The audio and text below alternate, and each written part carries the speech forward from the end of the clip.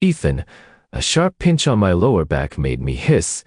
My wife Miranda's handiwork, my 3-year-old daughter, Zoe, perched on my stomach, was using a yellow duck balloon as a club against my face. Get up. Daddy! Mommy said if you keep sleeping, the amusement park will close. My little traitor. She specializes in selling me out, and my jealous wife is harder to handle than a bad batch of parts from Nadia's latest order. Last night's workout was a little too intense. My back is killing me.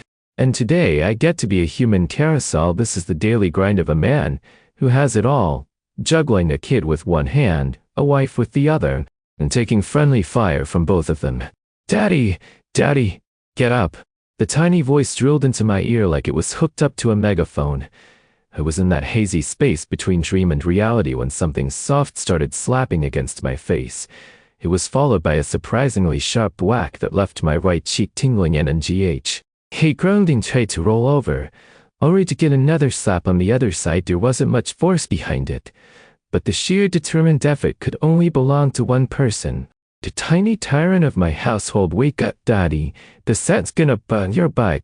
This time, the assault was more ferocious, a flurry of little smacks raining down on my face like firecrackers. I was finally wide awake, my eyes opening to meet a pair of huge, round ones staring right back at me, her eyelashes, like little fans, fluttered as she inspected her handiwork. It was my daughter, Zoe. She just turned 3. The kid inherited her mother's captivating eyes.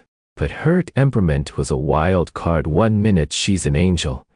The next she's a tiny tornado, a classic daddy's little traitor. Right now, she was kneeling on my stomach in a pink teddy bear unsee, her hair bird's nest, clutching a limp yellow duck balloon. She'd clearly crawled out of her own bed and made a balloon for mine. All right, Miss Zoe, I said, catching her chubby little arm and putting on my sternest face. You know, this is domestic assault, right? She just blinked, unafraid, and then broke into a fit of giggles. She squirmed off my stomach and started bouncing on the bed in her bare feet. Daddy, that's a lazy bug. Mommy said if you don't get up, the amusement park will close. The amusement park hit me. Last night before bed, I'd promised the two of them we'd go to that new adventure park on the edge of town today. No wonder she was on a mission.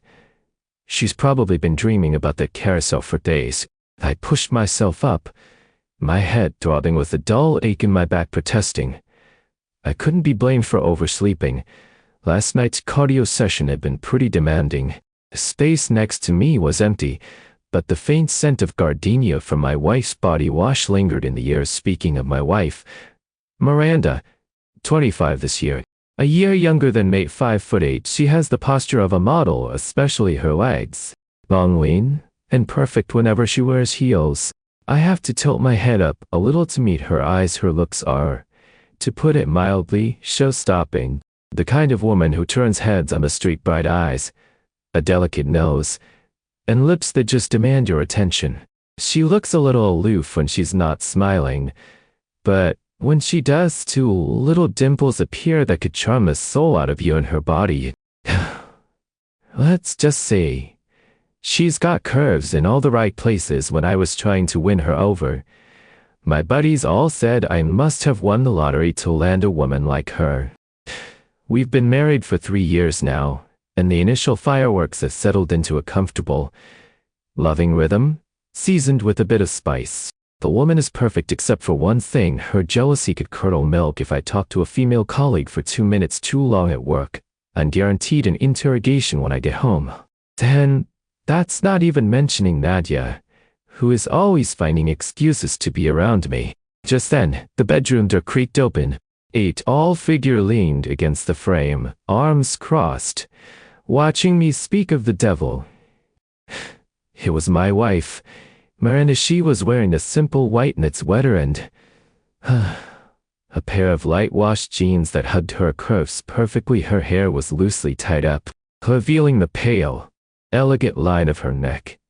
A sliver of morning sun cut through the blinds, illuminating the soft fuzz on her cheek. "The thing," she said, her voice still husky with sleep but carrying an authority. You couldn't ignore? Are you gonna let Zoe perform a rock concert on your face all morning? I quickly scooped up the still bouncing Zoe, pulling her in my arms and tickling her mercilessly. I'm up, I'm up. Zoe is my little alarm clock. More reliable than my phone's, always shrieked with laughter, flailing in my arms. Daddy's mean! Mommy, save me! Miranda walked over and gracefully plucked Zoe from my grasp, giving her a gentle pat on the butt. How many times have I told you not to bully your father? He tickled me first. Zoe whined, hugging Miranda's neck and burying her face in her shoulder, her complaint full of righteous indignation. All right, my fault, I said, raising my hands in surrender as I swung my legs out of bed. I'm heading for the shower. Give me 10-minute stops. Miranda, holding Zoe, gave me a slow once-over. Her eyes paused on my lower back for half a second. A mischievous, knowing smile playing on her lips. And who was it last night who insisted he had endless energy and would definitely be the first one up today? My face flushed as a replay of last night flashed through my mind. Her in that black silk slip, whispering in my ear about trying the new massage oil she bought. Yeah, better not to think about that. The more I thought, the more my back ached. Hey, I was up against some pretty tough competition, I said, leaning in to kiss her. She turned her head, dodging it. Don't even start, she said. Taking a step back with Zoe, she raised an eyebrow at me. Get moving. I left breakfast warming in the kitchen. If you take any longer, we'll miss the amusement park, and the taco truck at the corner will be long gone. Yes, ma'am. I bolted for the bathroom and was done in 5 minutes. The guy in the mirror had faint dark circles under his eyes, but I clean up all right. I'm 5'10". I've managed to stay in shape, and I like to think I'm not hard on the eyes. Otherwise, I never would have landed a woman like Miranda in the first place. I own a small manufacturing plant that makes custom electronic components. Nothing huge, just a few dozen employees. Business has been steady the last couple of years. We're not rolling in cash, but I can provide a comfortable life for my wife and kid, and that's all that matters.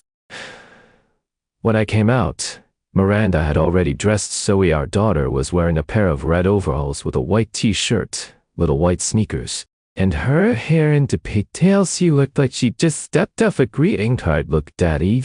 Zoe spun in a circle, her arms outstretched. Mommy did my hair. It's beautiful, I said, pinching her cheek. Our Zoe is the prettiest princess today, and Mommy? She asked, tilting her head. Mommy is the queen, I answered without a second's hesitation. Miranda, who was putting on her shoes at the door, glanced back and shot me a look, but the corners of her mouth turned up. You're just a sweet talker. I walked over, grabbed my sneakers from the shoe rack, and gave her a playful squeeze on the butt. Comes with the territory. Keeping my wife happy is a husband's most basic duty. She swatted my hand away, a faint blush on her cheeks. Stop it, Ethan. Zoe is right here. Zoe covered her eyes with her hands, peeking through her fingers and giggling. Daddy and Mommy are being all lovey-dovey again. What does a little monkey like you know?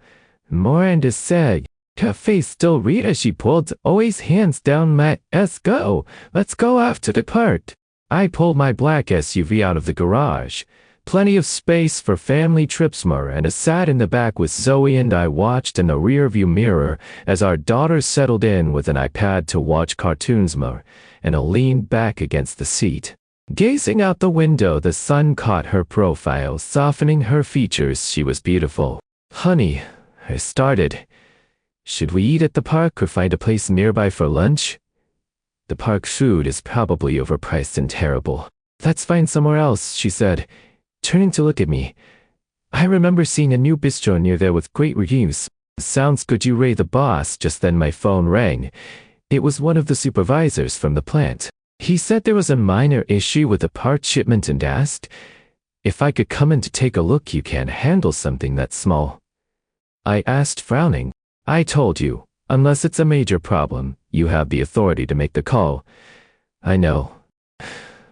Log, But it's the order from Miss Harris's company. Miss Harris, my stomach dropped.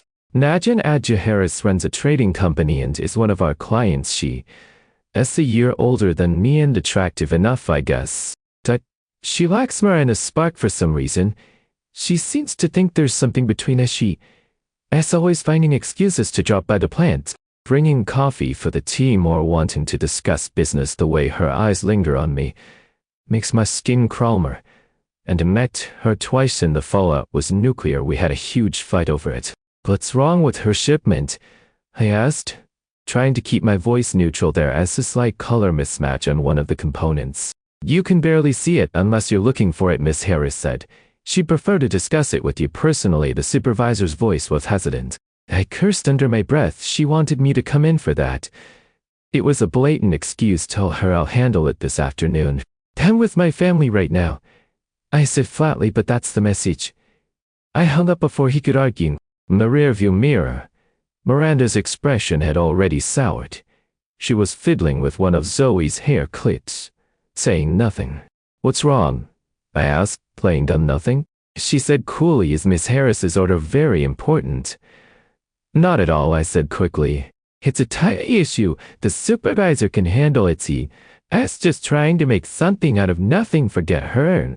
Let's just enjoy our day. Miranda just snorted, turning her attention to Zoe. Zoe, honey, what do you want to ride first when we get to the park? The carousel and the roller coaster? Zoe yelled excitedly.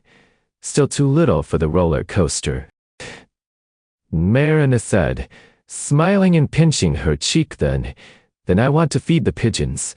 Okay, whatever you want. I glanced at Miranda's reflection in the mirror. I knew she was stewing. That's how she is. She won't say what's bothering her, but her mind is racing. The smallest thing can set off a storm.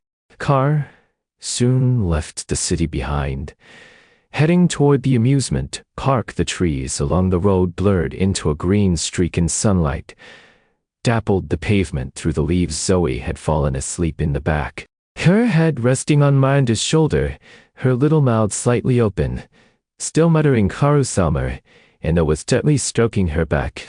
Her expression so tender it could melt your heart. Still mad? I asked softly, slowing the car down. She was quiet for a moment before answering. No, you say that, I chuckled. Do you get that look whenever you're jealous? You riot terrible. Why, or what is there to be jealous about? She shot back, glancing at me. Miss Harris is young, successful, and a major client.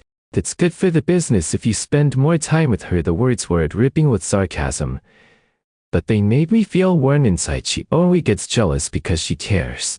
The day she stops reacting is the day I should really start to worry. She is not a major client. It was a small order, I said, reaching for her hand on the armrests. He tried to pull it away, but I held on tight. In my world, nobody is more important than you are. A little Zoe. Her fingers twitched, but she stopped struggling. The corner of her lip curled up.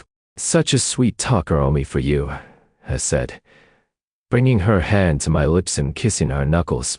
Her face immediately turned pink.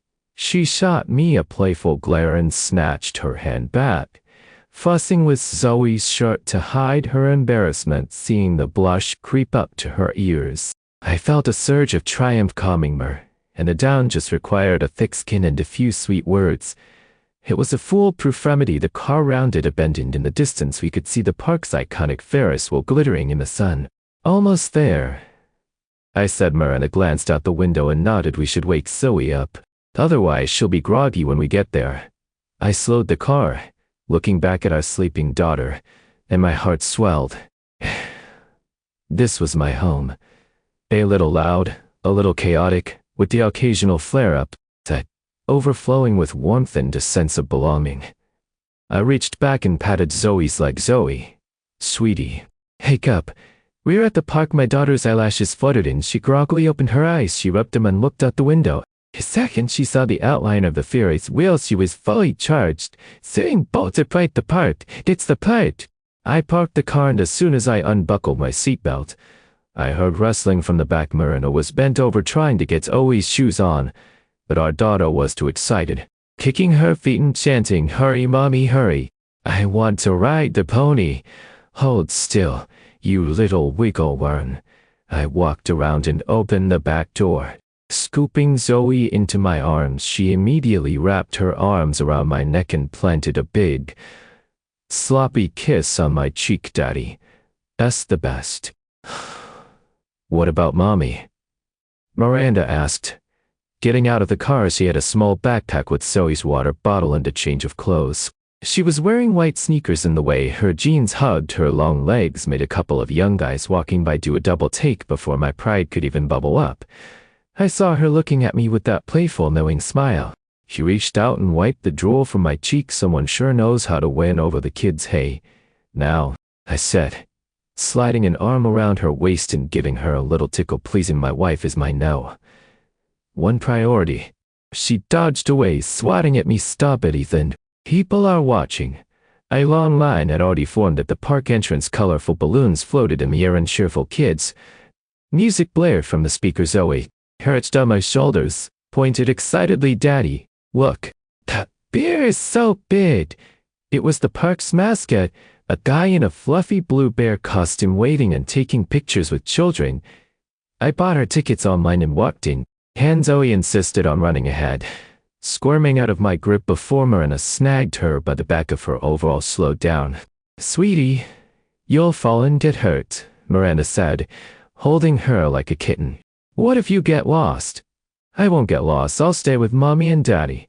Zoe hugged Miranda's leg and grinned up at us, showing off her two new little canines. Just inside was the carousel, a kaleidoscope of colorful horses rising and falling under a canopy of flashing lights. Zoe's eyes were glued to it. She tugged on Miranda's hand. Mommy, I want to ride that one. Okay. Let's get in line, Miranda said, glancing at the queue, which wasn't too long. I went to buy us some water. When I got back, Miranda was bent over, straightening Zoe's overalls. The sunlight filtered through the trees, creating a golden halo in her hair. A little boy nearby was staring at Miranda until his mom tapped his head. What are you looking at? At somebody. Off with Mommy. I walked over and handed Miranda a bottle of water, raising my voice just a little. Here you go, honey. You must be thirsty. She took the water, kissed it open, and took a sip, giving me a sideways glance. What's gotten into you? Nothing, I whispered, leaning close to her ear. I just can't help but think my wife is the most beautiful woman here, and I feel like showing her off. The tips of her ears turned bright red. She pinched my arm. You're ridiculous. When it was our turn, Zoe insisted on riding the white horse right at the front. I lifted her on and was fastening the safety belt when she clung to my neck, refusing to let go. Daddy, ride with me. Daddy's too big for this. Sweetie, I coaxed. Look, Mommy's waiting for us right over there. Miranda was standing outside the railing, her phone up to take a picture, a smile on her face. I made a deal with Zoe. If you ride one whole turn like a big girl, Daddy will buy you cotton candy. Deal? A pink one, she squealed, immediately letting go. You got it. As the carousel started to turn, Zoe giggled and waved at us. Miranda leaned against me, her shoulder pressing lightly into my arm. I stole a glance at her. She was watching me, a soft, loving smile on her face. You think she's going to be even more of a handful when she's older? I asked. She takes after you, she replied without looking away. You were a little terror as a kid. Who knows what she'll be like? How does she take after me? I protested. I was a perfect angel. Oh, really? She raised an eyebrow. Because I heard a story from your mom about you chasing the neighbor's chickens and putting sand in their soup pot. Those are vicious rumors, I mumbled, my face turning red. My own mother. The world-class raider. The carousel slowed to a stop and I hurried over to lift Zoe off. She was still buzzing with excitement, begging to ride again. Karina pulled a wet wipe from her bag and cleaned her hands. Let's go try something else first and we can come back later. Okay? Okay, then let's go feed the pigeons. Zoe agreed. The pigeon cafe was crowded, mostly with kids. I bought a bag of birdseed, and the moment I handed it to Zoe, a flock of pigeons descended on us. She got scared and shoved the bag into my hands. You hold it, Daddy. Ah. Sweetie, they just want a snack. I took her little hand, put some seeds in it, and held it out. A pigeon's beak pecked at her palm. Making her giggle, her fear vanished and she started grabbing handfuls herself to feed them. Miranda stood by, recording a video with her phone, murmuring, "Careful. Sweetie, don't let them peck. We were having a great time when a voice from behind called my name, Ethan Adams. I turned and froze. It was Nadia. She was wearing a white sundress, her hair down with light makeup on. She was holding a bag of birdseed, and a young woman, who looked like her assistant, was with her. What a coincidence. Fancy seeing you here," Nadia said. Walking over, her eyes scanned me up and down before landing on me.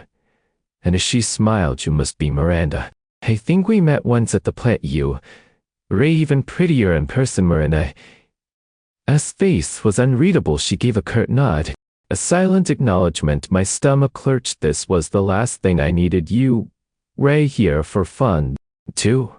I asked, trying to sound casual, kind of. "I'm here with my assistant to do a little market research, see if we can do some promotional work with the park," Nadia said with a practiced smile. Her gaze fell on Zoe, who was still in my arms. "Is this your daughter? She's adorable. How old is she?" "She's 3, I said curtly, hoping to end the conversation. Zoe, Daisy with the pigeons, had looked up when we started talking. She glanced at Nadia, then buried her face in my shoulder and whispered, "Daddy, who is that lady?" "She's a client of Daddy's," I murmured, stroking her hair. Nadia was about to say something else when Miranda cut in, her voice quiet but edged with ice. "Zoe, let's go play on the slides. It's less crowded over there, okay?" Zoe immediately slid out of my arms and took Miranda's hand, pulling her toward the playground. "We have to go," I said quickly to Nadia, turning to follow them. "Wait," Nadia called out, stopping me. "About that component issue? Are you free this afternoon? I can wait for you at the plant. We LLC. I'm with my family today," I said vaguely and walked away. I had just caught up to Miranda when I felt a vicious pinch on my lower back. I winced, nearly crying out, "Ouch! What was that for?" Miranda did back, just kept walking with Zoe. Her voice was like shattered glass. A client looked more like an old flame to met on TV. Ridiculous. "She's just a client," I explained hurriedly. "You know how she is, a little too friendly." "Is she friendly, or is she just friendly with you?" Miranda stopped and spun around to glare at me. "The way she looks at you. She's practically undressing you with her eyes." "You're killing me, Miranda," I said, half laughing, half exasperated. "I swear there is nothing going on between us. I'm not interested in her at all." "You'd better not be," she huffed, turning and walking away, but the grip on my arm loosened. Shh. Zoe was at the top of the slide, watching us with the juice box in her hands. He took a long sip. "Mommy, why did you pinch Daddy? Was he bad?" "Yes," Miranda said with a straight face. "Your daddy was being naughty, attracting bees like a flower. Is Daddy a bee?" Zoe asked. Her big eyes full of confusion. "But Daddy doesn't have wings." I had to laugh. I walked over and lifted her off the slide. "Daddy's not a bee, sweetie. Yes, a butterfly who only flutters around our queen." F escaped Miranda's lips. She slapped my arm playfully. "Oh, stop with the sweet talk." Mommy laughed. "Oh, Zoe, clap Daddy, make Mommy laugh again. Easy enough." I let Zoe down and in one swift movement swept her and off her feet and into my arms. She let out a surprised yelp and instinctively threw her arms around my neck. "Ethan, what are you doing? Everyone's watching," she hissed, mortified and angry, pounding lightly on my back. "Making you laugh," I said, spinning her in a circle. I looked at her flushed face and her furious eyes, and my heart felt like it was going to burst with honey. "See? You're laughing." A few people nearby turned to look and someone whistled. Miranda's face turned an even deeper shade of red as she struggled to get down. "Put me down. This is so embarrassing." I set her back on her feet. She immediately pinched my side again, but this time It lacked any real force. It was more of a playful jab. Seriously, though. Stay away from that gentlewoman. Yes, ma'am, I said, giving her a mock salute. Which made her laugh again. Zoe watched us, giggling along. Her juice box was empty. She held it up. Daddy, I want another juice box. All right, Daddy will go get you one, I said, patting her head. You wait here with Mommy. Don't run off, okay? I went to a nearby kiosk and bought 2 more juice boxes. When I returned, I saw Marina squatting down, wiping a milk mustache off Zoe's face. The sun bathed them in a warm, gentle light. It was a perfect picture. I walked over and handed one of the juice boxes to Marina. Here, you have one. She took it, but didn't open it, just turned it over in her hands. What did Nadia say to you earlier? Just about the parts issue. Asked if I was free this afternoon. I blew her off. I said, honestly, you better have, she said, looking at me. She stood up. It's getting late and Zoe is probably hungry. Let's go get something to eat. Sure. What are you in a mood for? Let's try that bistro you mentioned, she said, taking Zoe's hand. It's not too far from here. You got it. I took Marina's other hand. It was soft and warm. Zoe walked between us, holding both our hands, humming a tuneless song. The sun was perfect. A light breeze was blowing, and I was with the 2 people I loved most in the world. I looked out at Miranda and she seemed to feel my gaze, looking up to give me a small smile. The tension in her eyes seemed to have finally dissolved. I breathed a sigh of relief. I was about to say something else sweet when my phone buzzed again. I glanced at the screen. It was Nadia.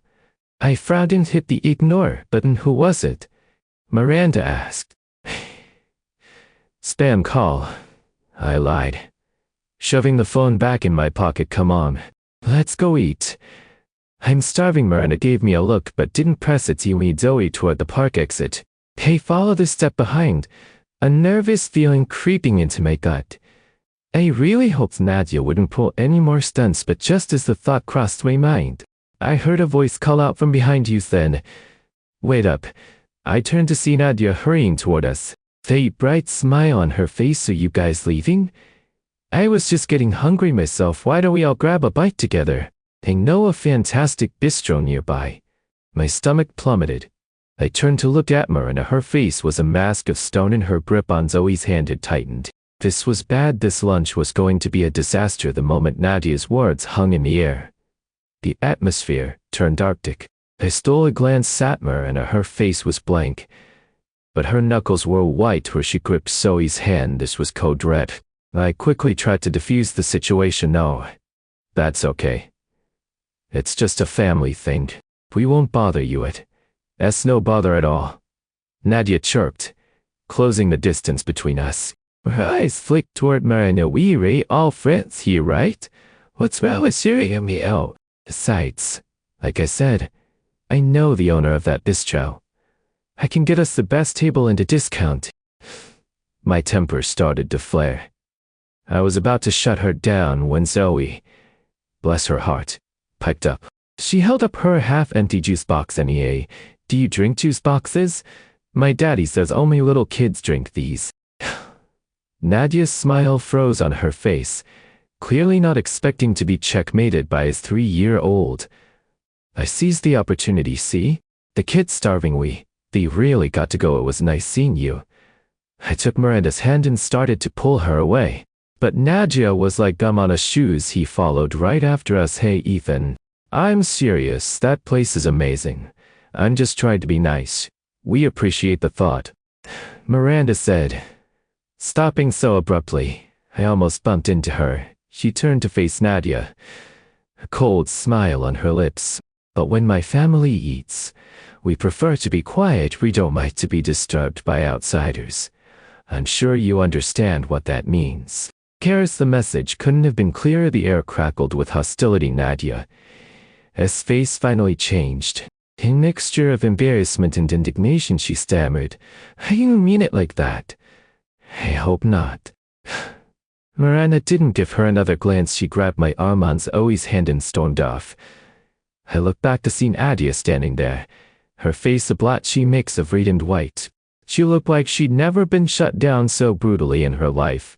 A small part of me felt bad, but mostly I was just relieved knowing Miranda's temper. It was a miracle. She hadn't caused a bigger scene. Look at the trouble you attract, Miranda muttered, finally letting go of my arm once we were a safe distance away. How is this my fault? I pleaded. I have nothing to do with her. She's the one who won't take a hint. Right. Right it. Has everyone else's fault you? A completely innocent, she said, her voice dripping with sarcasm. I swear to God, I said, raising my hands. I have zero interest in her. My eyes and my heart are only for you and Zoe, who had been listening intently, chimed in. Daddy, are Mommy and Di in your eyes? I can't see as you will when you're bigger, I said, pinching her cheek to try and lighten the mood. It didn't work. Miranda walked silently to the car, opened the back door, and buckled Zoe in. Then she got in the back with her, slamming the door and leaving me standing outside. Great, she was still fuming. I sighed and got in the driver's seat. The drive to the bistro was silent and tense. Even Zoe seemed to sense it, sitting quietly in her car seat and playing with her fingers.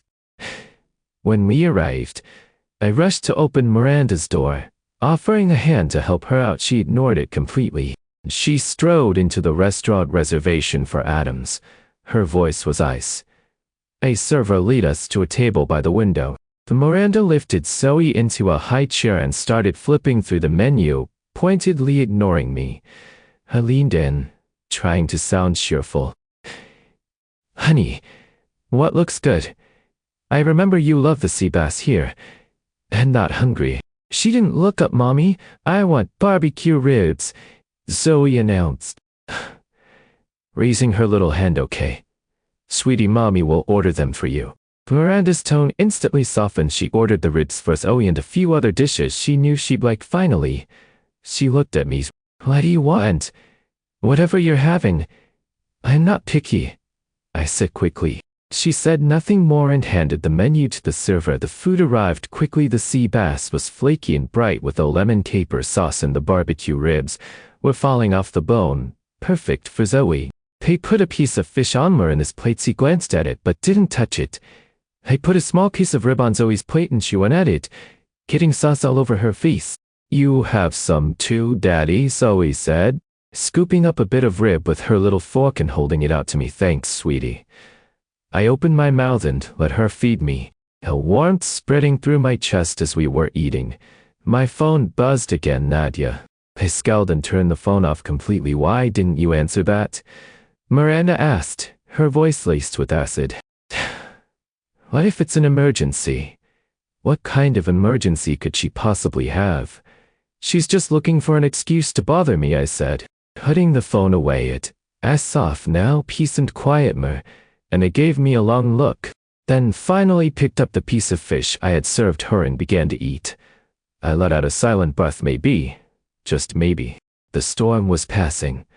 I was about to try and coax a smile out of her when there was a commotion at the restaurant's entrance. Nadia came rushing in, looking frazzled, and marched directly to our table. Ethan, why didn't you answer my calls? She demanded. Her eyes red as if she'd been crying. I was completely stunned. Did this woman not understand plain English? Miranda's face went dark. She put her fork down on her plate with a sharp clink. Miss Harris, what in the world do you want? I stood up, my own voice hardening. We told you. We're having a family meal. You are not welcome here. I just wanted to apologize, Nadia stammered, her voice cracking. I was out of line this morning. I shouldn't have bothered your family. I've got a bottle of wine as a peace offering, please. Just don't make me leave. Other diners were starting to stare, whispering amongst themselves. I could feel my face burning. I was about to ask the manager to remove her when Miranda spoke. Sit down. I stared at her, confused. Her face was a calm mask. Since Miss Harris is being so sincere, it would be rude not to share a drink with her, wouldn't it? Katja's eyes lit up. She quickly pulled up a chair next to me and placed a bottle of red wine on the table. Thank you, Miranda. I knew you were a nice person. I had a very bad feeling about this. Miranda was about to go supernova. A waiter came over, opened the wine, and poured a little for the three of us. Nadia raised her glass. A toast. Miranda, I'm truly sorry about this morning. Please don't hold it against me. Miranda didn't touch her glass. She just looked at Nadia. Miss Harris, let me ask you something, of course. Miranda, anything? Are you in love with my husband? Miranda's voice wasn't loud, but it cut through the restaurant chatter like a knife. Oh. Nadia's smile shattered. Her face turned crimson. No. Miranda, you've got it all wrong. Wrong? Miranda let out a short, sharp laugh. Then why have you been calling him constantly? Why did you follow us all the way here? What exactly is your intention? I just think Ethan is a great guy. I wanted to be friendswenderism. Miranda lifted her wine glass and took a delicate sip. Let me tell you something. Miss Harris, Ethan Adams is my husband. He is the father of my child. He belongs to me, from the hair on his head to the soles of his feet. If you want to be friends, fine, but if you have any other ideas about him, don't be surprised when I make things very unpleasant for you. Miranda's voice was calm. Her eyes held a chilling intensity that made Nadia flinch. I really didn't. Nadia's eyes welled up. Look up to him all you want. But don't cross the line.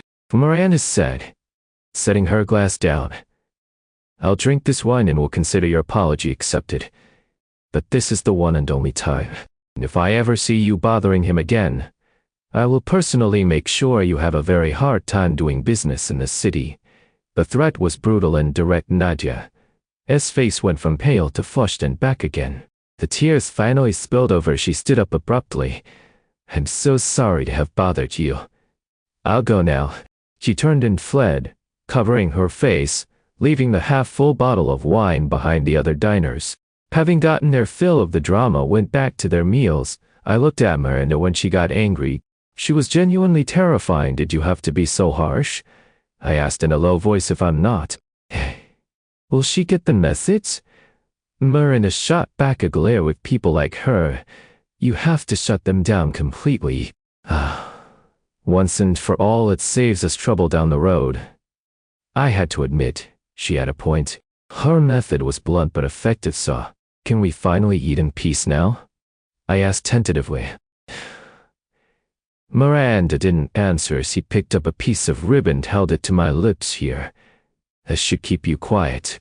I quickly took it, my heart soaring. Was the storm finally over, Mommy? You were so cool just now. Zoe clapped her hands, like a superhero fighting a monster. I finally broke the tension. Miranda laughed and pinched Zoe's cheek. You, Ray, the sweet talker. The rest of the meal was peaceful after I paid the bill. I lifted Zoe into my arms and Miranda walked beside me, linking her arm through mine. Did I scare you back there? She asked, looking up at me. Not at all. I smiled. My wife is a total badass. It makes me proud. Oh, shut up, she said, giving my arm a light pinch that was more affectionate than angry. On the way home, Zoe fell asleep in my arms. Soft music played in the car, and I leaned her head on my shoulder. Quiet, still thinking about Nadia? I asked. No. She shook her head. Just tired. I'll get you home so you can rest. It was almost night by the time we got back. I carefully placed Zoe in her bed and pulled the covers over her. And I went to the bathroom to get a warm washcloth to wipe her face. By the time we had both showered and collapsed into our own bed, it was nearly 10. The only light was the soft glow from a single bedside lamp, and I lay with her back to me, silent. I knew she was still unsettled. I wrapped my arms around her from behind, resting my chin on the top of her head. Still mad at me, she didn't move or speak. I swear, Miranda, there's nothing between me and Nadia. Kissing the shell of her ear from now on. I'll keep my distance, work only. I won't say a single word to her that isn't absolutely necessary, okay? Still silence, honey. Don't give me the silent treatment, I murmured, my hand gently stroking her face. If you're still angry, she yelled at me, hit me. Just don't keep it bottled up inside. My hand slid from her face, down the soft column of her neck and lower still, until I was cupping her breast. Her body tensed for a second, but she didn't pull away. I knew I wasn't in the clear. I gently turned her to face me in the dim light. Her eyes looked impossibly deep and luminous.